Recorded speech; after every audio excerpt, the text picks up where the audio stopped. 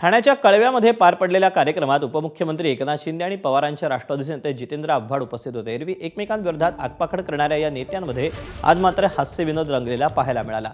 इथे सगळेच आपलेच नगरसेवक आहे असं शिंदेंनी भाषणादरम्यान म्हटलं। त्यावर आव्हाडांनी तात्काळ प्रतिक्रिया दिली। आम्ही सुद्धा तुमचेच आहोत असं म्हटलं। त्यावर शिंदेंनी पुन्हा उत्तर दिलं। या दोन्ही नेत्यांमध्ये रंगलेल्या जुगलबंदीमुळे उपस्थितांमध्ये एकच हाशा पिकला। दुसरीकडे याच कार्यक्रमादरम्यान शिंदेंनी बऱ्याच वेळा आव्हाडांचं नाव घेतलं।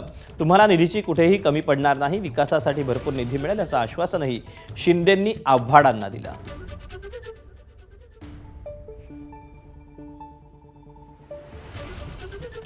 सगळे आपलेच आहेत पूर्ण।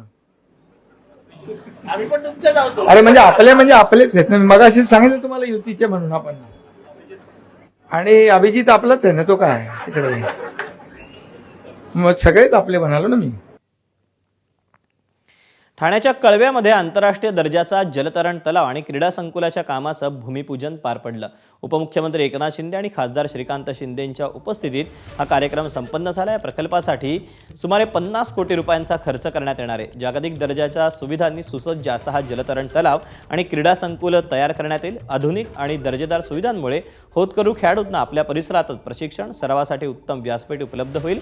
भविष्यात हजारो खेळाडू या क्रीडा संकुलात प्रशिक्षण घेतील, आपली गुणवत्ता सिद्ध करतील। हे खेळाडू आपल्या शहरासह ठाणे जिल्ह्याचे आणि महाराष्ट्राचं नाव मोठं करतील असा विश्वास उपमुख्यमंत्री एकनाथ शिंदेंनी व्यक्त केला।